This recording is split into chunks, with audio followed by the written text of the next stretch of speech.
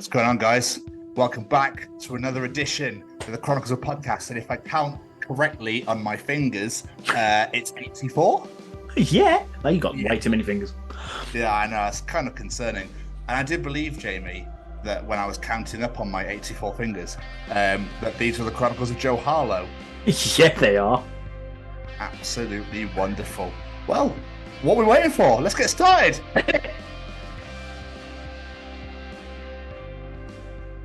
Hey, honey bunny, it's Rivka Reyes. This is Ron Wasserman, the nut that wrote Go-Go Power Rangers. It's Boba Fett here. This is Molly Rennick from Living Dead Girl. It's WWE superstar legend Davey Boy Smith's daughter, Georgia Smith. Hi, my name is Joel Harlow. I'm a makeup effects designer, creature creator, character creator. You are listening to the Chronicles of Podcast with Jamie and Tom, and this is my episode. So stick around because we have some fun. We talk about some cool stuff. Might learn something, or maybe not. Maybe you'll come out the other end of this not having learned a thing. In which case, that's my fault. Whose idea was it to put all them little dots on Michael B. Jordan? Because that must have taken fucking ages. Ladies and gentlemen, join us as we bring you the Chronicles of Joel Harlow.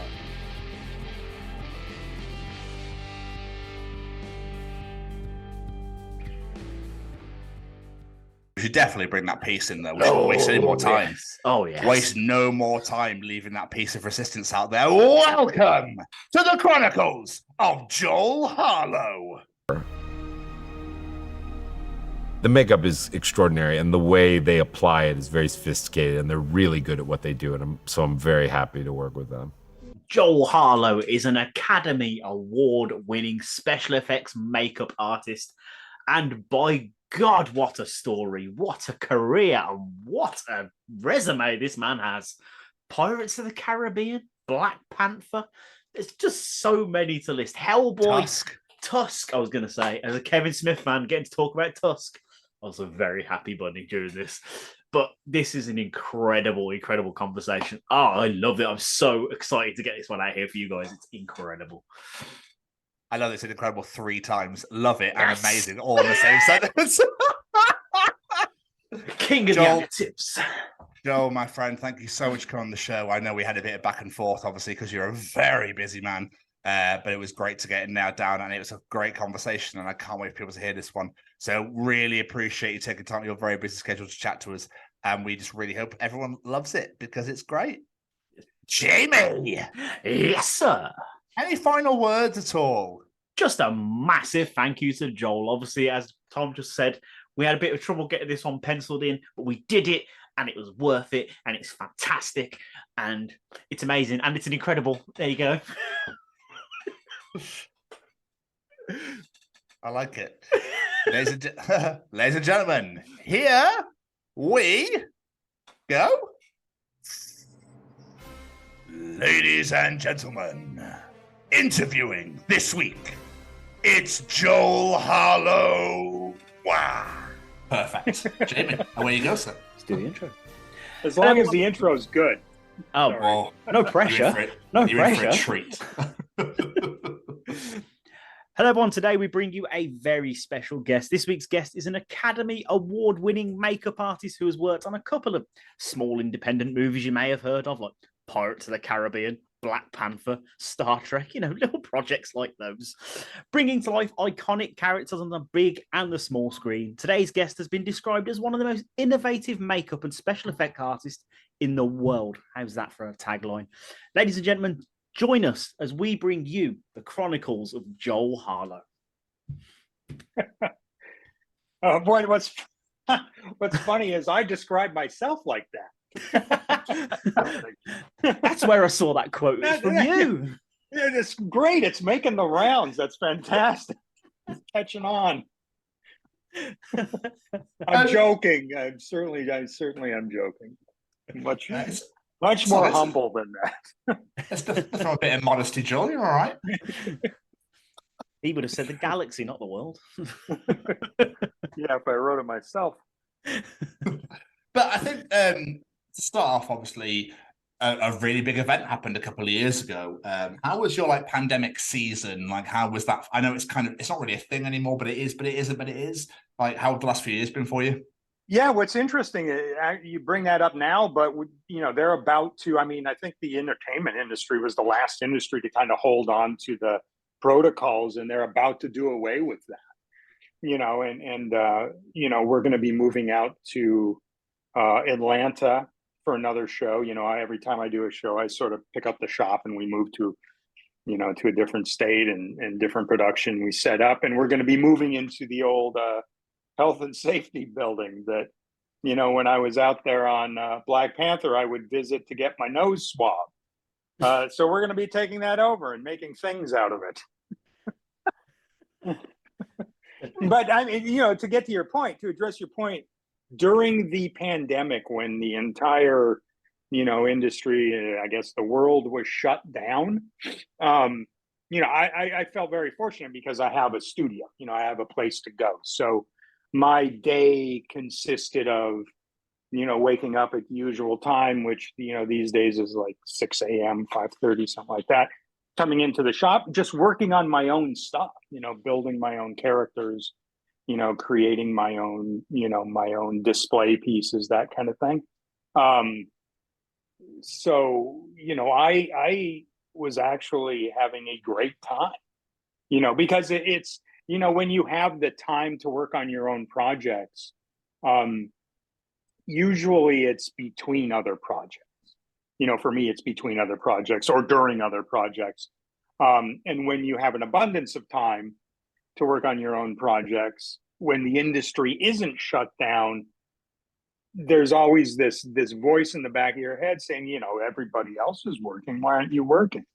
Maybe the tagline wasn't true, So when the entire world is shut down, then nobody's working. So it was almost, it was, there wasn't that voice, there wasn't that, you gotta get a paying job, it's like, well, there aren't any, so I can just create, get back to creating like I did when I was a kid, creating for the sake of creating. That's great. It's great to see, you turned that negative into a positive and spent time just working on yourself, on things you wanted to do. Were you working on a production when it all shut down, or were you luckily off? I was starting Amsterdam.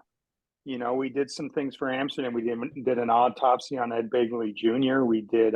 There's a character, Patient Wayne, who was a sort of facial reconstruction makeup. We were just at the beginning of that, and then everything stopped. But we actually, meaning the studio, started up probably earlier than most because we do a TV show called Evil that's shot in Brooklyn. And we, with a crew of 4 or 5 people, started building the season, and pretty far out, it was a luxury, it's like, time or crew. It's like, if you have a short amount of time, you're going to need a lot of crew. If you got a long time, you can do it with a short crew, a small crew. So we had a small crew and a lot of time, which was great because I got in there. I was able to sculpt things myself and, do entire characters myself, which is rare, when you're sort of doing the clerical and, the taking the meetings and all that. It takes you away from strictly being creative, which is why I got into the business. So, I don't want to say it was a good experience because I know a lot of people suffered through that. But for me, it was an opportunity to just be creative. I think a lot of people, though, took a lot of positive out of the pandemic. See, a lot of people went, what do you mean? I could do whatever I want. Oh, my God. Yeah. Well, in that case, I'm going to go do this and this. So obviously it was, like you say, it was horrific for a lot of people. Like obviously we lost a lot of people and that sort of thing. Yeah. But I think people utilize that time because obviously they were 2 weeks max. So, I'll try and utilize it. But then when obviously the months and the months went on, it's like, well, I'll just go do a little bit of this. I could do a little bit of that. I could chill for a bit. I could relax. So Yeah. it must have And been not kind of feel weird. guilty about it. Yeah. So it must have been It's so like I can crazy. play video games all day because what the hell else am I going to do? But I can imagine for yourself, obviously, because it's like go, go, go, go, go all the time, that you're a bit like, where's the go gone? Is the go still here? Or Well, it was though. It was because I didn't stop going. I just like, okay, well, I'm going for a production and I'm like, then suddenly the shutdown, I'm like, okay, I'm just going to channel all that because I can't stop. It's like a shark, you got to keep swimming. It's like, I'm just going to go to this, here's something I always wanted to do, and, I like, when I'm in my studio by myself, this is totally a tangent. But here's a tangent to the tangent. When you get a sketchbook, I don't know if anybody out there sketches. I'm sure there's a lot that do. When you get a sketchbook, that's like a untapped potential. There's a world of possibilities in that sketchbook. Flip the page, and by the end, hey, if I could fast forward a year, what kind of designs would be? That kind of thing. So, like when you're doing a sculpture, you take all the clay off, you mold it, and all that clay that you used.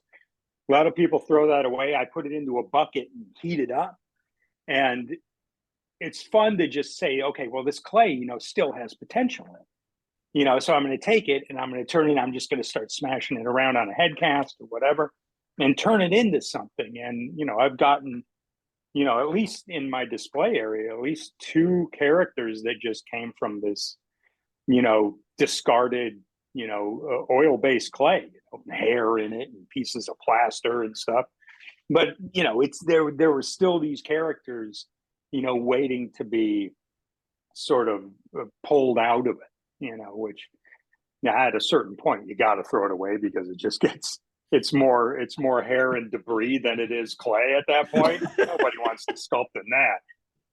But yeah, I mean, it's fun. It's like, just having that stuff and just throwing, in between things, throwing it on a head cast, just seeing what comes out of it.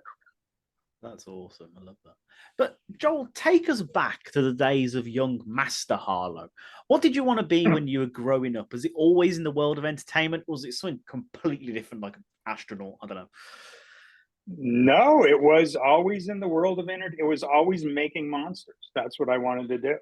I from childhood, I was sketching monsters, and those sketches were in my head blueprints for 3-dimensional characters that I wanted to make. So it was always monsters. It was always making characters. Nowadays, I don't call it making monsters. I call it, character creation, right? Because they're not all monsters, and monsters sort of, that depends on your point of view. I mean, it was always that, and certainly the place for that was the entertainment industry. When I started, there were no schools for, makeup or makeup effects, but I enrolled in the animation department at School of Visual Arts in New York City, because that was the next, in my head, that was sort of the next best thing to still be able to create characters, make monsters, because I draw them, see them come to life, put them in an environment, it was always that, and now, I mean, nowadays, I'm shooting my own films. I just shot something here yesterday, and, I got a fairly big shoot coming up, not this weekend, but the next weekend. It's packed full of makeup characters and that I think is sort of full circle for me, because it allows me to create the character, dress them, the props, and, find what that character behaves like and who that character is under, the exterior, and then put that character in a scenario, put that character in an environment and have it react with it, others of, sort of the same ilk. It's fun. I really like that stuff, I was going to say, I know you went to school to study animation, so that wasn't the original thing you wanted to do. Then it was sort of means to an end. Yeah, exactly. It was, I mean, assuming that the end was being able to create characters, then yes, that was the means to an end. Now, I mean, you can, if I had my choice, I would have gone into like a makeup effects program, but there weren't that. There was a class. I think I took a class in Times Square. It was like 6 weekends. But yeah, I mean, that was the next best sort of direction for me to still create, and in my dorm room, I would sculpt and I'd do like stop motion and clay animation, which is a lot of sculpture. Yeah, but if I had my preference, I mean, now, if I was starting now, I mean, certainly I think there's probably an oversaturation of people doing this kind of work. But there are a lot of opportunities for people that are really passionate to learn the basics, which is great, because then they take that passion, combine it with real world experience and experimentation, and, really become, well-rounded artists, and, a multitude of areas, by just pulling in, by pulling in the knowledge they get from class and, combining it with just experience and going down that road. It's funny how things change. Like you're saying there, you couldn't find a school to go to study this. And now you get to this day and age where you got reality shows like Face Off that was on a few years ago, where literally people are doing this on TV for everyone else to watch now. Yeah, exactly. Yeah. No, I mean, and which is cool, because it's sort of, it's sort of, I've had a sort of a change of perspective about that show. At first I was like, well, it's sort of making a mockery out of, what we do, and, being a artist, in quotes, I'm offended, but I'm not. It's like, stepping back from it, and I don't know if it's, the benefit of a few more years under my belt, but it does showcase, our industry, which I think is great. And, maybe is part of the reason for more people, getting into this and, and wanting to get into this. Does set up some pretty unrealistic expectations, from the production side. Like, you can make a full monster in 3 days. It's like, not if you want it to look good. But but I mean, it is cool, because it does bring to light, the creativity of what this business can be. I'll be honest, I completely forgot that show existed till about 10 seconds ago when I mentioned it. It popped into my head. I was like, oh, that was a program, wasn't it?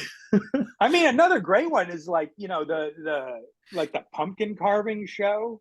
And then there's like Halloween cake making, like Halloween bake off. It's like, I like those shows too. It's like, because it's again, it's like sculptural, it's creativity, it's, combining a bunch of different materials, whether it's, icing or candy glass or, cake or whatever it is, or pumpkins, and, it's cool. It requires a lot of ingenuity, those shows.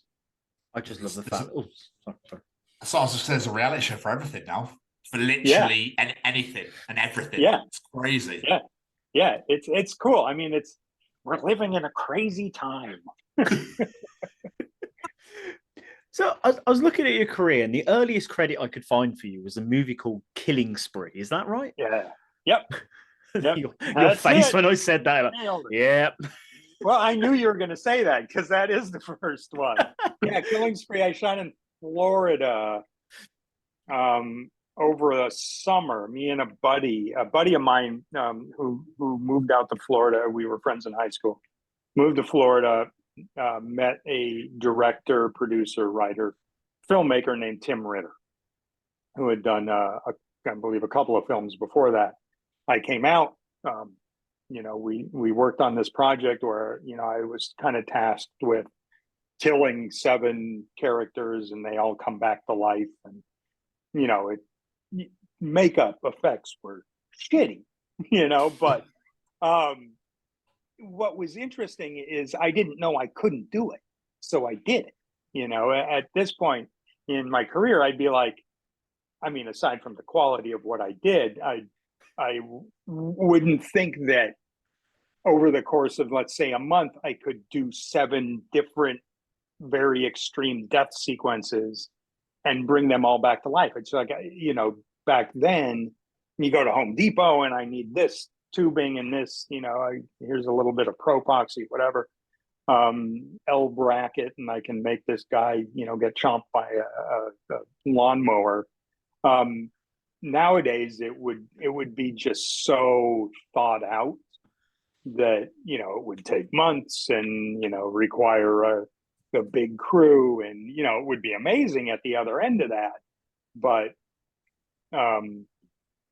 yeah, I mean, it was fun at the time. It was, sort of what you can accomplish a lot of things if you don't know you can't accomplish them just by doing them. It must have been awesome, though, seeing your work on the screen for the first time, whether it was shitty or great. It's just seeing what you've done must have been amazing to see. Yeah, no, it was cool. You're seeing it in a video store, and I think I even get a credit on the box, on the box cover. I don't know, that might have come later when I started working on other projects. From the guy that did the effects for Toxic Avenger 2 comes the same guy that did the effects for Killing Spree.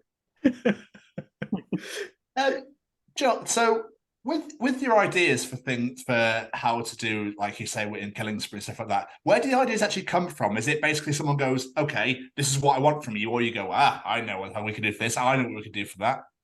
Yeah, I mean, it varies. It varies all the time. Sometimes productions come to you and they have designers that have been working on it forever. Other times, the fun times is when they come to you and say, well, let's just say we have this werewolf. It's supposed to be a werewolf when this guy turns into a werewolf. Don't have any designs? Great, let me design it. And, which is better, I think, because then I can design knowing how I'm going to build it. Actually, that's in thinking about that right now, that's sort of a double-edged sword, because, if going back to, if I don't know I shouldn't be able to do this, then, I can do it, so in designing for myself, I design things that, maybe are a little too limiting as I'm thinking about it, because I'm designing knowing how it's going to be made. Whereas if I'm presented with a design, or I design something that is going to exist only in a virtual world, a 2-dimensional world, a sculptural world, whatever, then, I'm a little more free to come up with characters and figure out how to make them later, because you can figure anything out, you can figure it all out. So I might have just changed my design approach as we are talking here. This is it. Mark this in your calendar. So, when I was doing my research, you were saying that, it was quite a while into your career before you were working on set supply makeup. So what were you doing before? Just like working in the studio, building things and whatnot? Yeah, I mean, I would work for several companies, around the San Fernando Valley in California. Steve Johnson had a company I worked for quite a bit. Rick Lazarini's company. Yeah, I mean, I would back in the day, I would do more practical effects stuff, things that, if you read them in a script today, you'd instantly think, oh, that's CG. CG is going to do that. A guy's head melts. That's going to be CG. But back in the day, it's like a guy's head melts. How are we going to do that? It's going to have a skull, and we're going to have to build it up, whether it's gelatin or some sort of, material. I did a thing on Stephen King for the Shining miniseries where side of his face melts off, and it was, thick methacel, and I airbrushed that, and I started pumping fluid through it. The methacel would kind of break up in sections and fall off. And I got to apply makeup on Stephen King, so that was pretty fun. But Awesome. Yeah, I mean, it was primarily working effects stuff, when I was working at, Steve Johnson's. And then I got, I would go on set, like I went on set for that Shining project, and then ultimately got into the union, my first union film was The Grinch, working for Rick Baker, who is in my short film and going to be in my next short film. So it was at that point when I got into the union, I would, I do what they call day checking, which you go from production to production, applying makeups or whatever it is. I was a prosthetic makeup artist, so it was going to Star Trek or the series, or what, going to Angel or whatever, the Buffy or something like that, applying makeups that somebody else had made in their studio. Ultimately, because I had that background, it turned into me making and applying my own makeups for productions. And that's kind of where I've been since. It's awesome to see the progression. Sorry. That's all right, Jen. Don't worry, it's all good. When you mentioned about the face melting, I just have this, I have this envision of you walking up to somebody with, like, I don't know, something fake, like, "Come on, then, you've got to get your face melted. You don't put anything on." No. What do you mean? You got to melt my actual face? Yeah. Come on, Stephen King, you're not writing another book, mate. One of the first shows I did after after Killing Spree was a movie in Florida called Woodshop. And we built, I mean, this is a lesson to all the kids out there. Make sure you communicate with the other departments, because I built this face melted guy with some gloves that looked like they were also melted. And he showed up in a tank top. The gloves only went up, midway up his forearm. So I was like, can we put something on him? No, he shot in this thing the whole movie. It's like, okay, well, this is like third movie I ever did. So I was like, okay, well, let's see what we can do. I mean, fortunately, I painted it to look like peanut butter and jelly. So I went to the craft service table, got some peanut butter and jelly, and just smeared it on the guy. It's like, it works for the shot. We got the shot. It works. He couldn't tell where the thing was. I think anybody saw the movie anyway, so it doesn't make any difference. But it did work. And that's two lessons: communicate with the other departments and think outside the box. Not everything you make for a film, not everything on film is inedible. Some of it is actually food. That's absolutely amazing.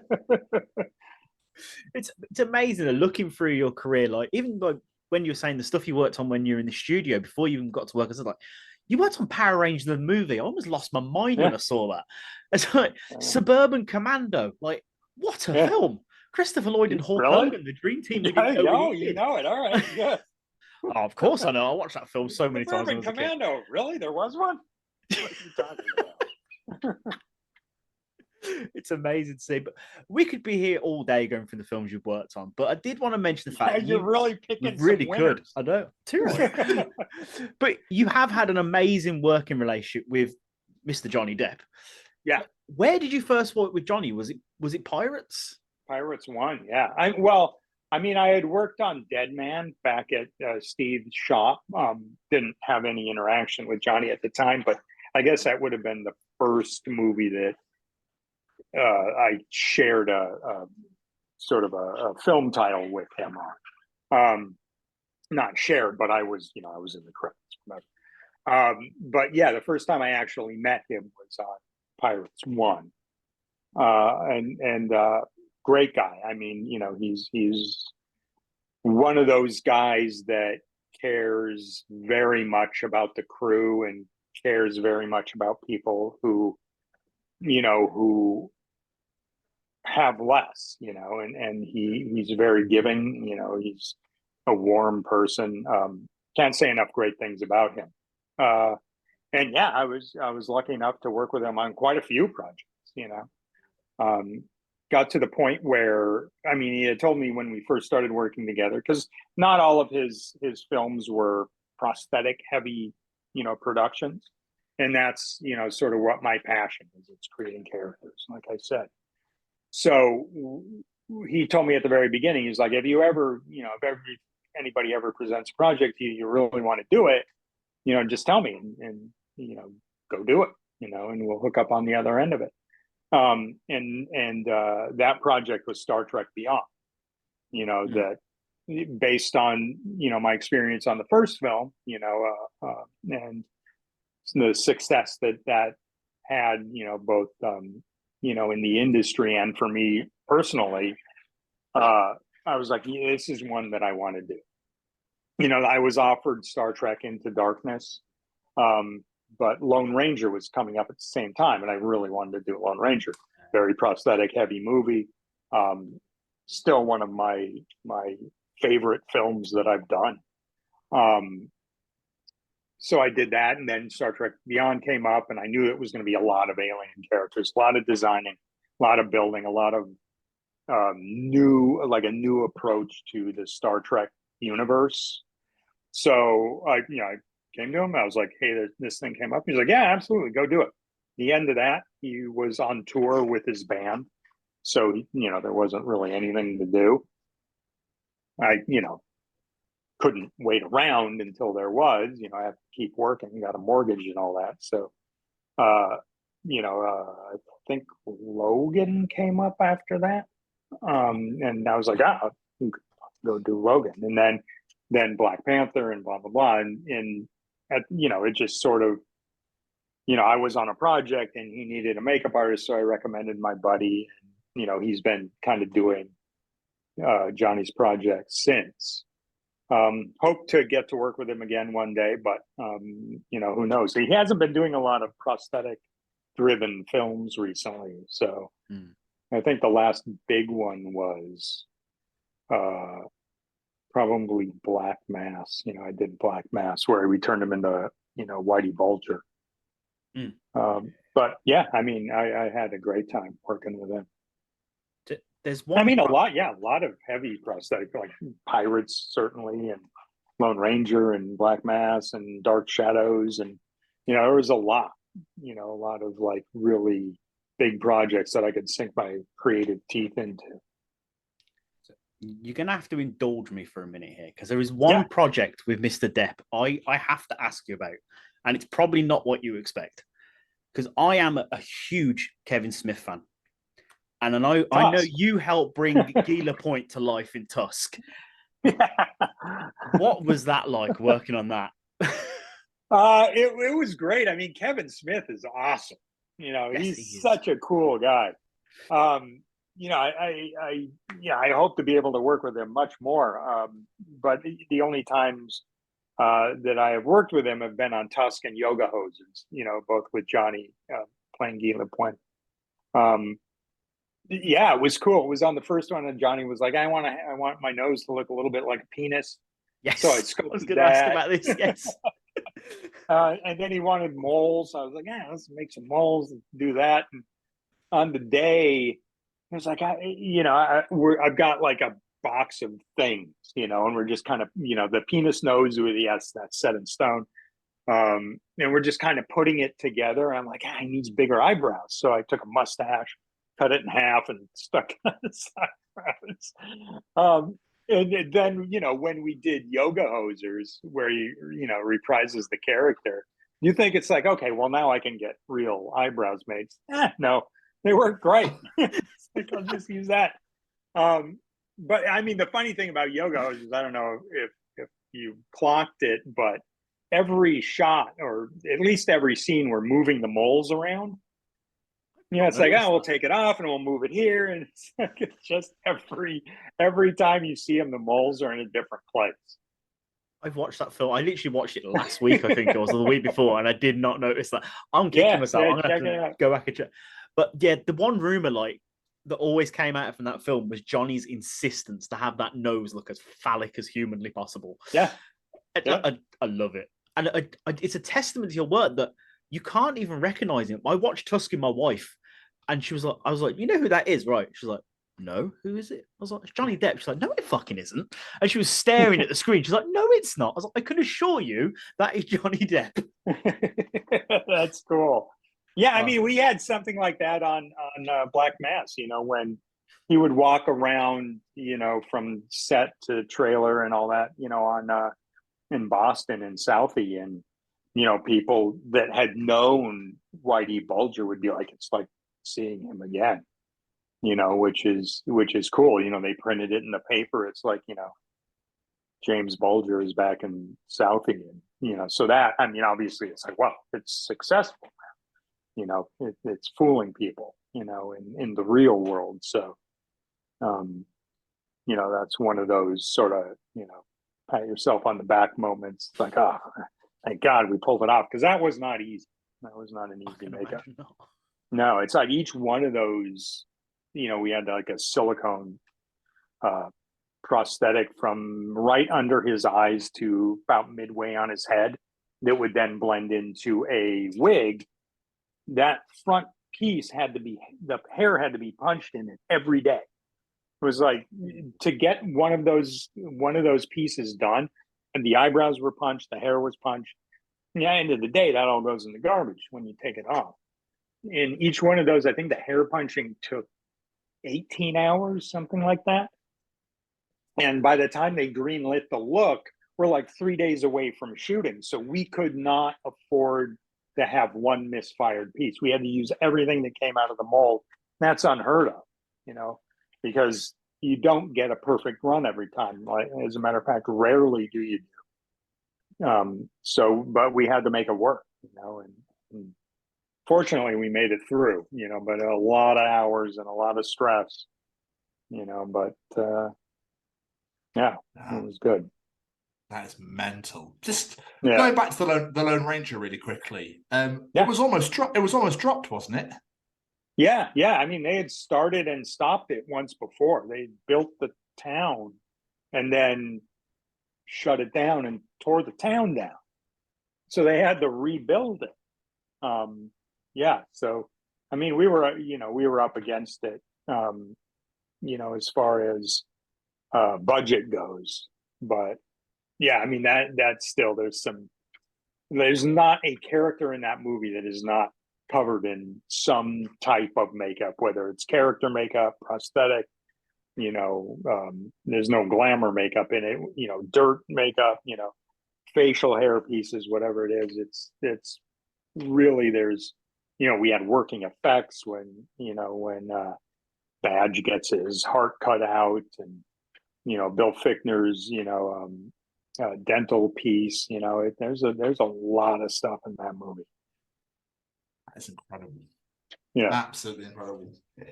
But moving on as well, just quick, you mentioned that you're part of the Black Panther series, the Black Panther movies. Whose idea was it to put all them little dots on Michael B. Jordan? Because that must have taken fucking ages. It was pretty extensive. I mean, it was Ryan's idea. I mean, each one of those represents a kill, right? Yeah. That's the idea. And we had a different version at the beginning that was more ornate, more ornate scarification. It was like patterned.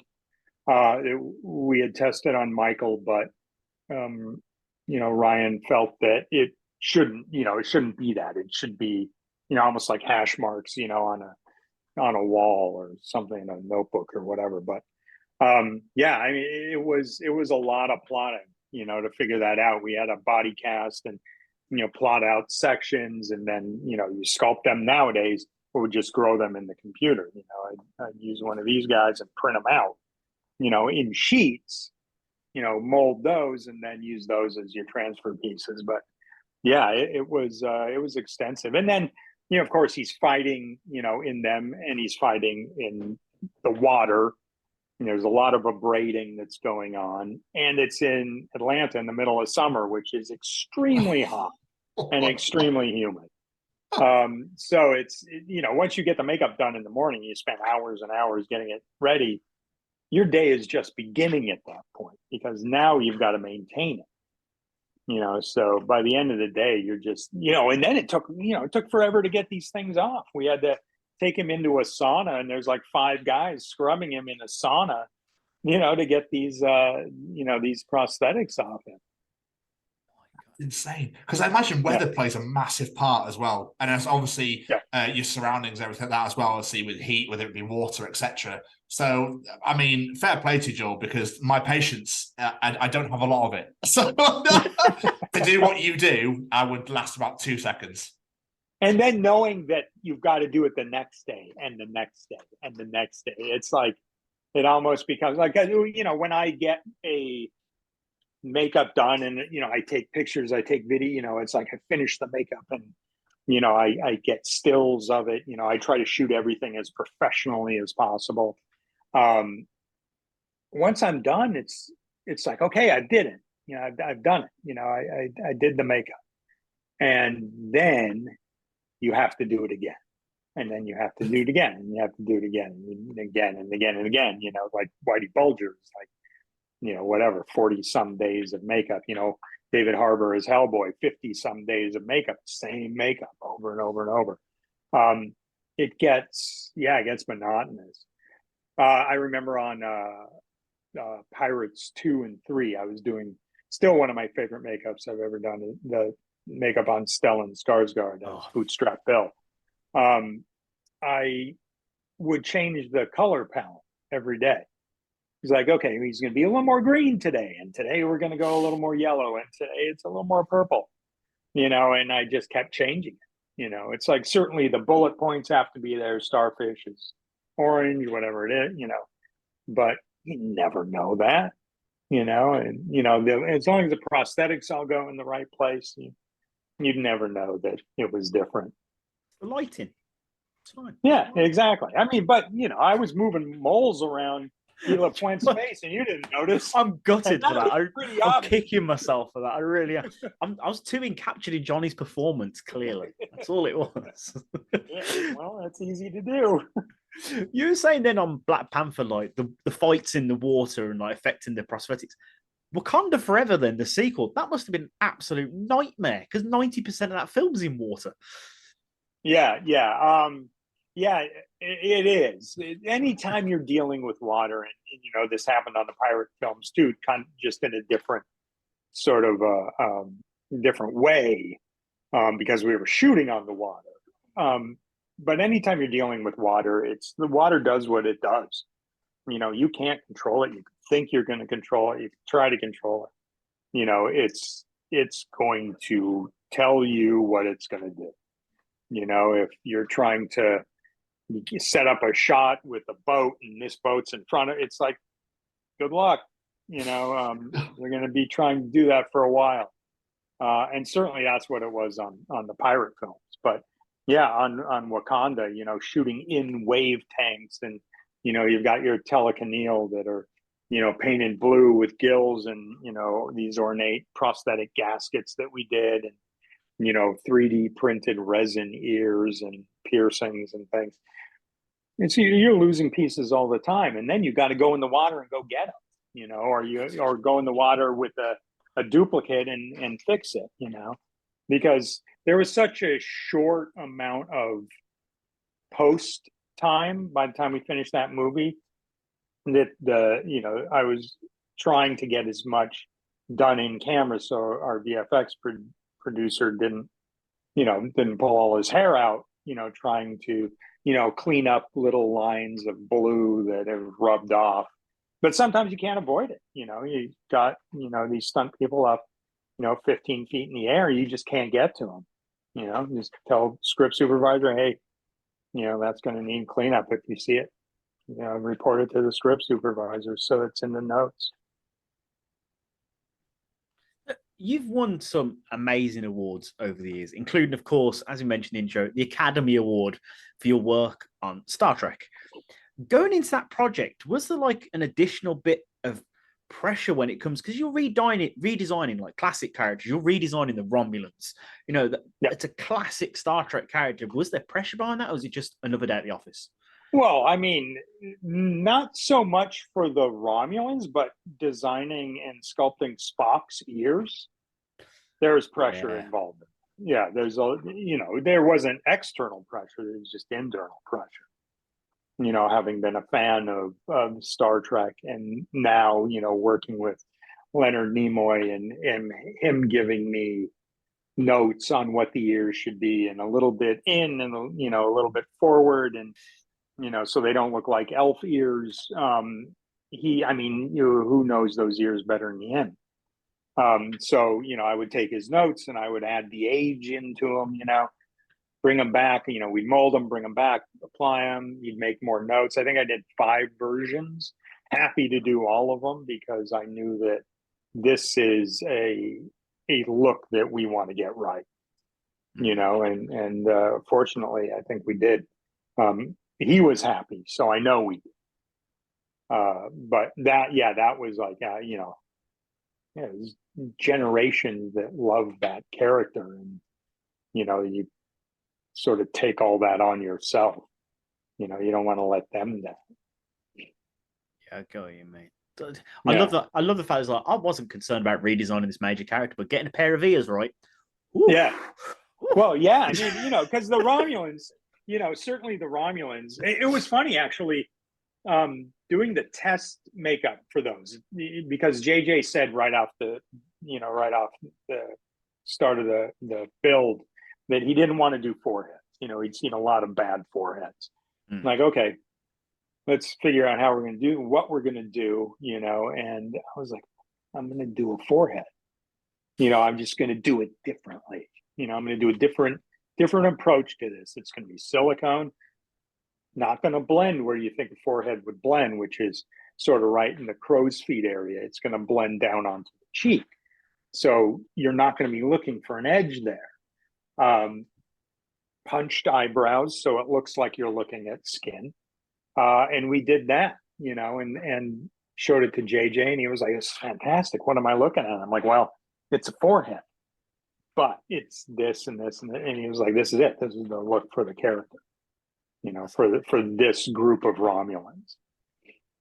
And it's a great look. They look phenomenal. They really did. I loved the redesign in that movie. It's a great film. It was fun, and working with Eric Bana was a blast. Yeah, I was gonna say. Yeah, because he's a comedian. Eric Bana's a comedian. He's a great action star, but he's also a very funny guy. So working with him, I had a lot of fun. I think I'd just be asking him questions about Chopper all day if I was in the room with him, to be honest. But not only did you redesign the Romulans, you redesigned Hellboy as well. That must have been quite, because that Ron Perlman movie was huge. They were just loved. But was there pressure in that, because you're going in, you're redesigning this character? Hell yeah. Yeah. There's still pressure in there. Still, now it's done. Yeah, exactly. I love the Guillermo del Toro Hellboy. I love the look of it. It's very stylized, and it feels like you're watching a comic book. And I love that. When I didn't want to try to compete with that when we were doing ours. So, I pitched him being sort of a more grounded reality kind of character, with facial hair, like stubble. There was a couple of scenes where he's got stubble, and he's dirtier. He's got scars. He's got hair on his chest, on his arms. Just bringing weird skin tags, that kind of thing. Bringing that sort of real world aspect into it is how I thought I would set us apart from the brilliant work that had been done before. But yeah, it was a blast. I love Mike Mignola's character, and I got to know him on that film, so that was a plus. But yeah, creating Hellboy was very stressful, because everybody wanted, as did I, the third Ron Perlman Hellboy, third Guillermo movie. I wanted that too, but that wasn't going to happen. So what am I going to say? No, It's like, all right, well, it's like I'd love to eat filet mignon every day, but there's no more filet mignon, so let's try pizza. Not that I'm equating our work to a pizza, but you know what I'm saying? It's like it's still dinner.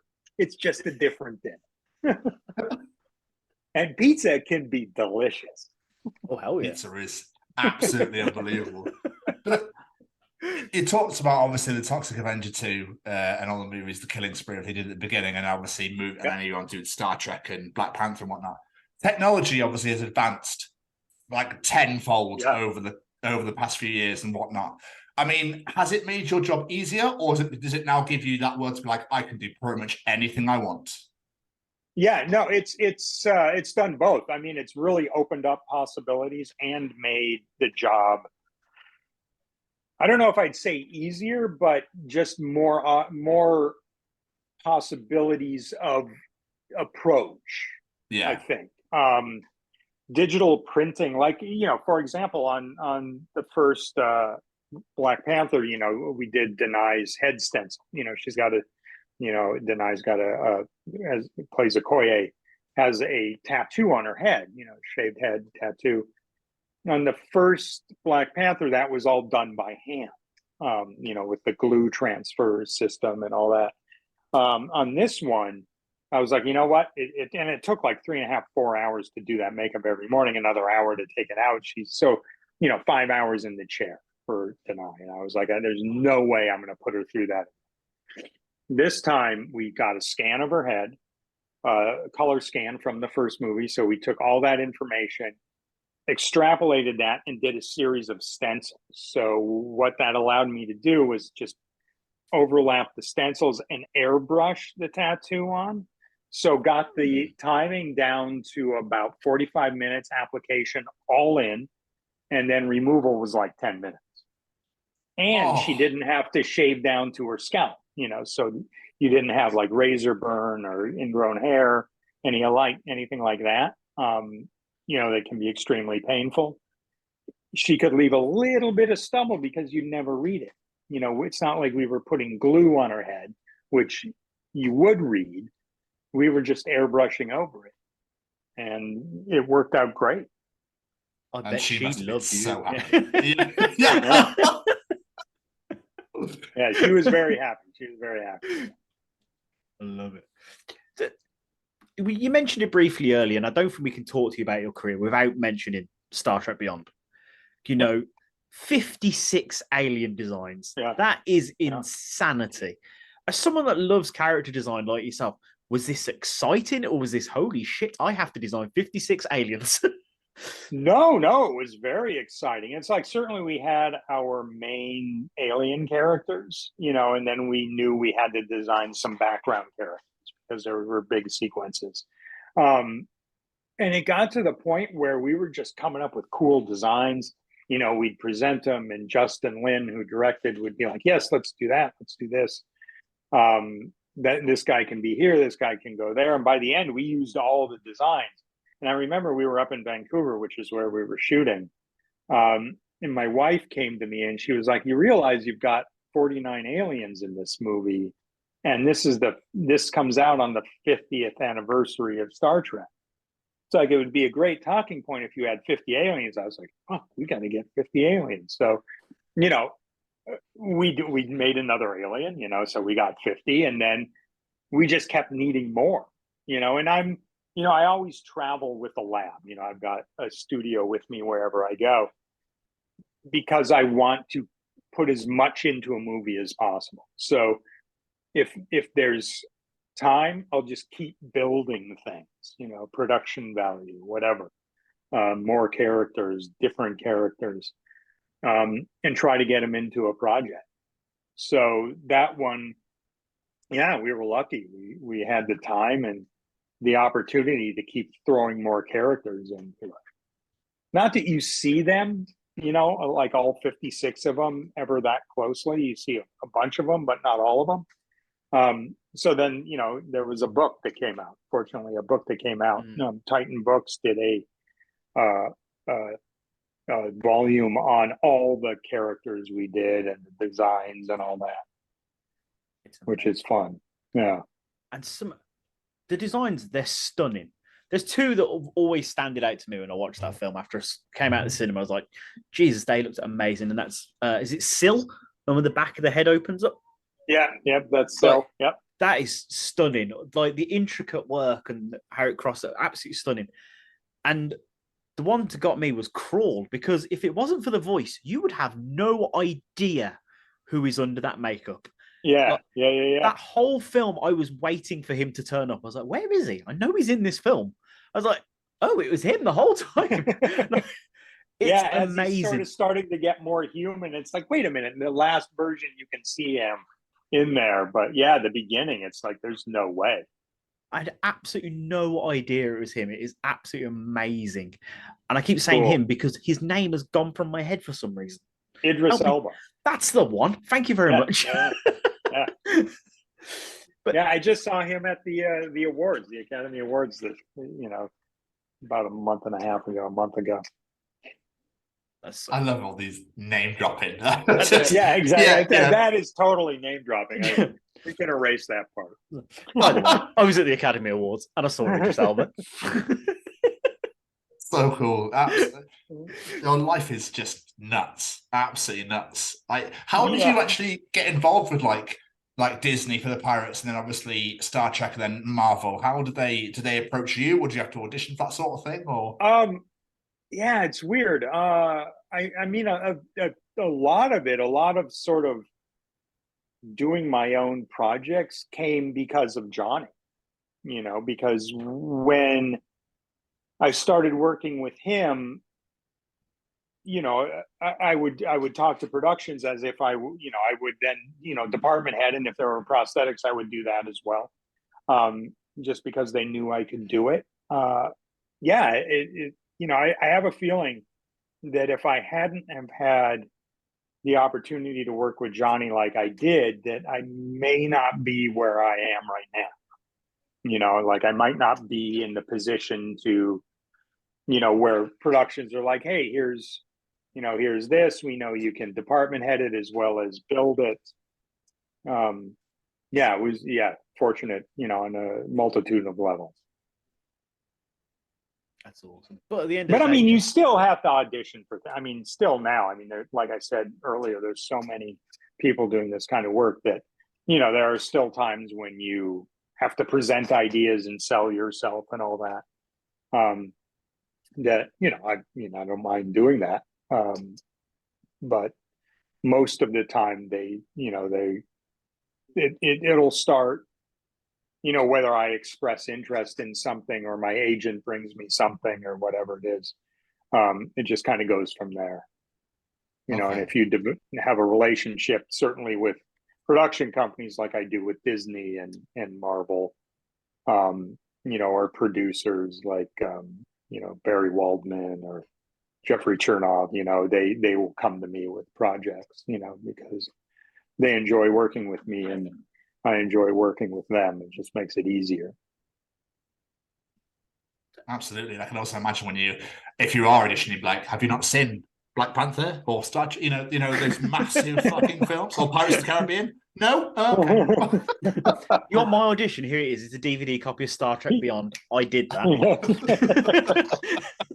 But I want to make it clear that I don't, no man is an island, right? So, when you say I did, it's like I always make it a point of giving credit to my crew, because I would not be here, without them. They're the ones that keep the ship, above water, especially when I'm handling, I can't sculpt everything myself or mold or paint or,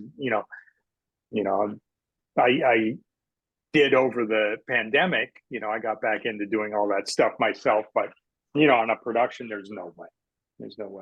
And I wouldn't want to, it's like the crew is family, so it's comforting to have them around, and, we all take the burden, when we take on a project. It must be amazing, like a little proud Papa Bear moment. You've got this crew of people and you see the work that they've done, like you've helped them along the way, and to see what they can now do. That must be an amazing feeling. Yeah, no, it is. And they help me along the way. It's like I pick up, because a lot of these guys bounce around to different studios and they've all got different techniques. So, as a sculptor, which is what I enjoy when I see somebody else sculpting, different technique or whatever, it's cool. It's like I pick up stuff from them constantly. You lean over the shoulder. Oh, I never thought in on Yeah. that. I'm stealing that idea. Thank you very much. Yeah, exactly. Yeah, I mean, it's sort of a free flow kind of, tips and tricks, and technique, sharing environment. I love it. It's amazing. You're saying before, like sometimes you have to audition for projects. Is there any particular projects that you went for, like that you didn't get? You're like, God damn it, I really wanted that. Yeah, I mean, Renfield just came out, here, and I had done a bunch of designs for Renfield, and it didn't time out, because I was, Black Panther shooting schedule had extended, so I wasn't going to be able to be there for the tests or the beginning of their shoot. And, of course, productions want you there. It's sort of it's comforting to know that the guy building the stuff is going to be there. Yeah, I mean, that's one, because we had some pretty cool designs. I mean, I haven't seen the film yet. And then I wanted to work with Nick Cage again, because I had met him, on Adaptation, which is the first thing I ever department headed. And he's a great guy. And I did his makeup for Halloween one year, went over to his house. He was having a costume, party, and I went over and did his makeup. But yeah, I mean, he was fun, and I was looking forward to, crossing paths with him again. That's another amazing name drop, that is. I just went to Nick Cage's house and did his Halloween makeup. I don't mean to be doing that. I'm just trying to give you some good stories. It's great. That's great. Keep them coming. Keep them coming. This is pure jealousy, John. That's all it is. Oh, right. I want to go to Nick Cage's house. So, was there ever like a design you made you were like really proud of? You handed it to the director and were like, no, I don't want to go with this. Like, let's try something new. I mean, that happens a lot. Yeah, that happens more than you would think, because being a monster guy, you live this stuff constantly, and unless you have a director that sort of knows that world, and we're talking about, let's just say heavy prosthetic makeup stuff or creature suit stuff, it's easy for them to sort of go safer, that's how I'd put it. I mean, it happens, more than you think, which is, why I started doing my own films, because if I'm the director, I don't have to second guess myself. That's a great point. Yeah. I mean, a great project, one of my favorite projects of all time is this TV series I do called Evil for CBS, and it's on Paramount Plus. We were just now wrapping up. I think we got like 2 weeks left in season 4. And that movie, or that series, is like a tour de force of heavy concept, heavy prosthetic, creature, demons, animatronics, monster suits, working effects. It's pretty much a sizzle reel of what my company does, in episodic form. And I love working with, I mean, those guys are great to work with. Robert and Michelle King, because they let me explore ideas that I've had since I was a kid. I'll go to my old sketchbooks that I did in high school and junior high, and as rudimentary as those designs are, there's still designs there, and I'll pull those out and rework them and say, hey, how about this? And 90% of the time they'll be like, yeah, let's do that. We'll do that for the finale. So it's a creative smorgasbord for me. If I only did that show, I would be happy. You literally segued beautifully into what I was going to, because I was just about to ask you about Evil, funnily enough. Yeah. Oh, I thought you were going to ask me about smorgasbords. That's next. No, Great one. as I say, because you've delved into the director, producer, writer type role, obviously with Old Time Radio, the horror anthology, and with Evil. So, what made you want to dip your toe? Well, I mean, I haven't directed anything for Evil, or I've just created characters for it. Yeah, the Old Time Radios. Yeah, the Old Time Radio stuff is those are my projects. But I mean, I think it all goes back to creating characters. You know, like we were talking about in the beginning, it all goes back to creating something that you want to see. You know, that I always wanted, and the Old Time Radio shorts are, sort of a throwback, a nod to, like, the AIP pictures, Vincent Price and, in the Haunted Palace, that kind of stuff. It's horror. It's palatable horror for the family. You know what I mean? It's not, it's not gore, it's not torture porn, it's not any of that kind of stuff. It's, it's fun characters, it's creepy magazine. It's like the Warren publications or Tales from the Crypt, that kind of stuff. Where there's an innocence to it, a tongue in cheek to it. But also pulling in a lot of like old movie making techniques, like miniature work or matte painting. I haven't done one of those yet, but I'm planning one. Rod puppets and that kind of stuff, rear projection. That I think is it's getting back to answer your question, it's about creating a world, world building, and that that is what you're kind of doing with any character. But this allows me more control over it. That is awesome. I do apologize for my slip up there as well. Sorry about that. Oh, no, it's fine.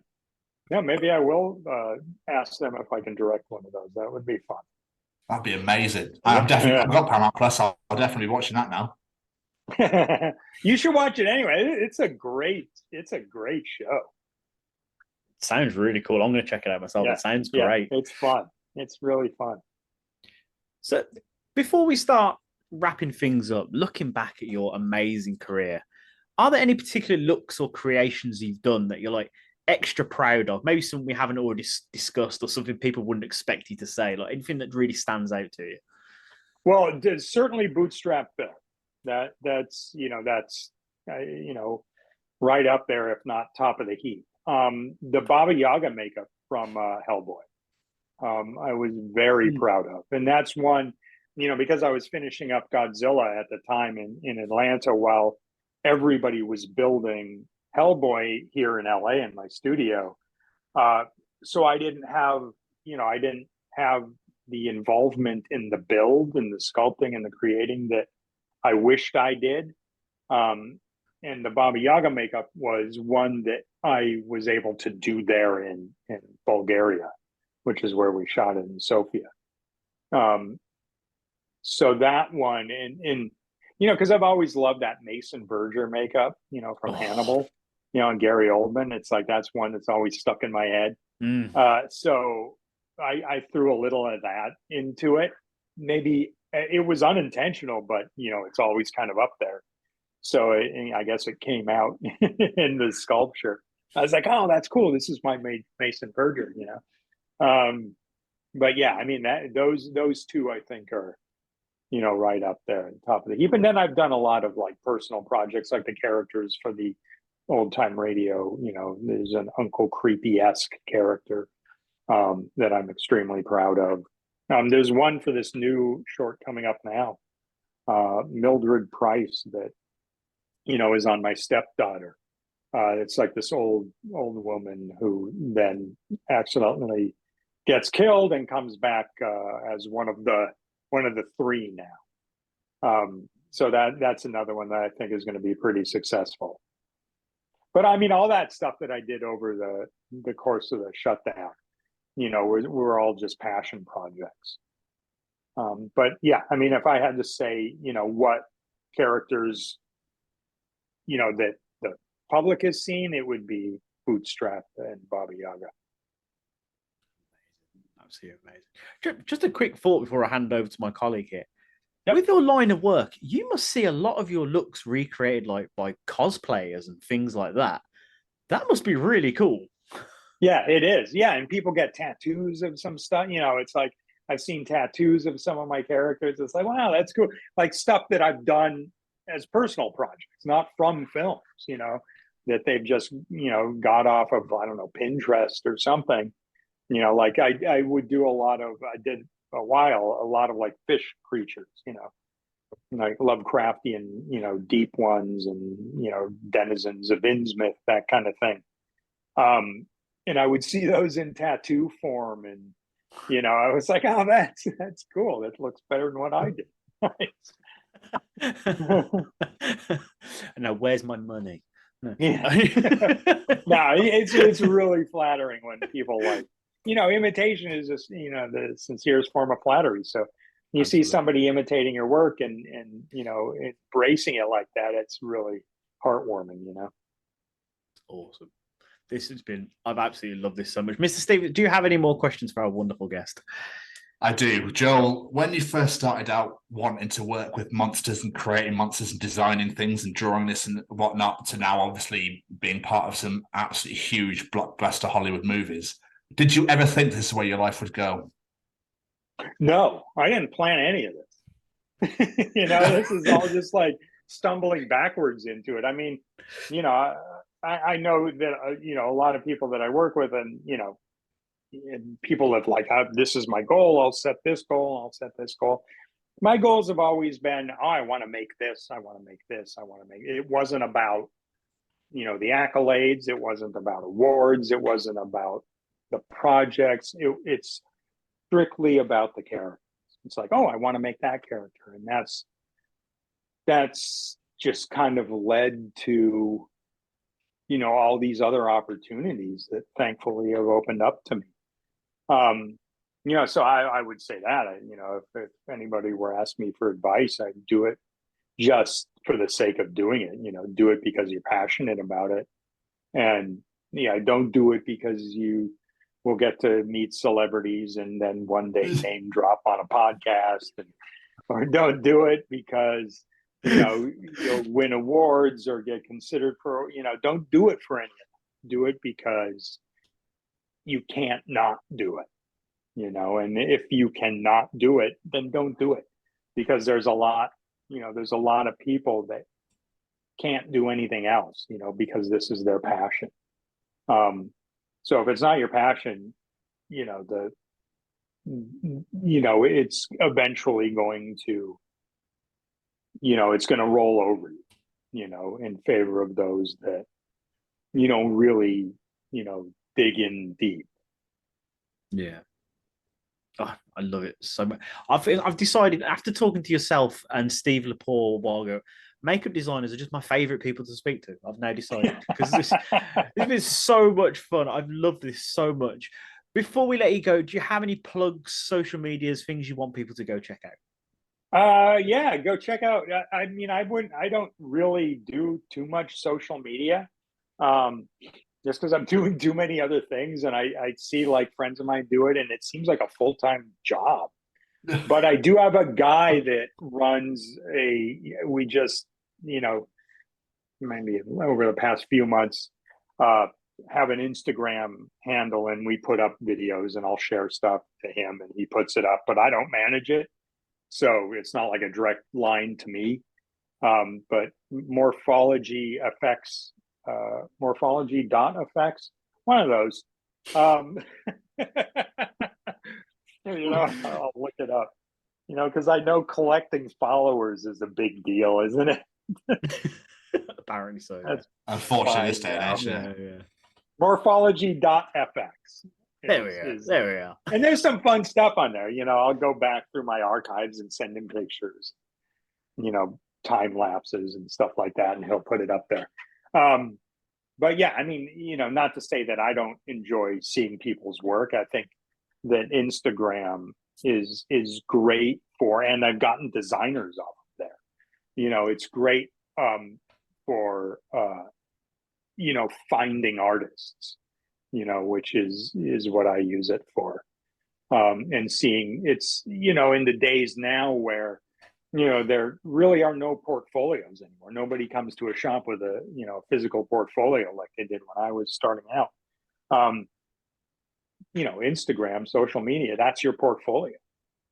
ArtStation or whatever, it's like your portfolio is online.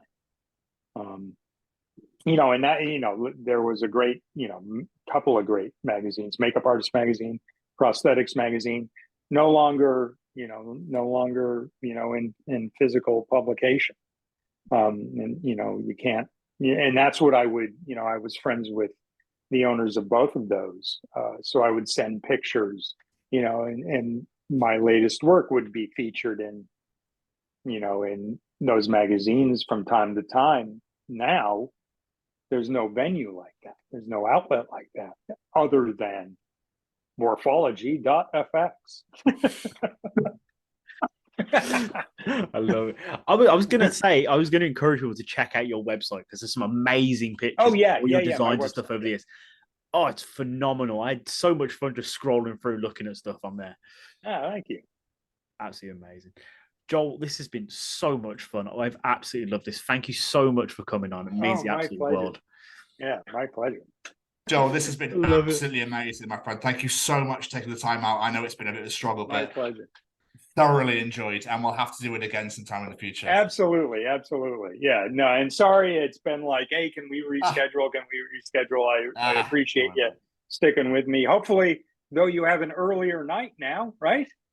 Yeah. I said that to my wife. I was like, I quite like an earlier interview. I actually have a bit of an there you go. This is great. So it all worked out. You were doing us a favor at the end of the day, Joel. That's how I was trying. I'm a giver. Joel, it's so much fun. Thank you so much. My pleasure. Thanks, guys. Have a great day. Look after yourself, Joel. We'll speak to you soon. Okay, take care. Bye-bye. Bye. What a phenomenal interview. I loved this one so much. And I'm still kicking myself now that I never noticed that in Yoga Hosers. I need to go back and watch it again. It was a great interview. Joel, thank you so much again. Like, we just absolutely loved it. And just like picking your brains and learning how you did this, that, and the other. It was just amazing. And we're really looking forward to having you back on the show again in the future. We have to do a part 2. This can't be left. It cannot be left where it is. But we really hope that you guys enjoyed listening to it as much as we did recording it.